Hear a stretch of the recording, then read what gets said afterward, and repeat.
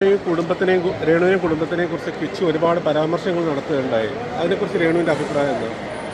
കുടുംബത്തെക്കുറിച്ചെന്ന് പറയുമ്പോൾ കിച്ചു പറഞ്ഞ എല്ലാത്തിൻ്റെയും കാര്യമാണ് ചോദിക്കുന്നത്.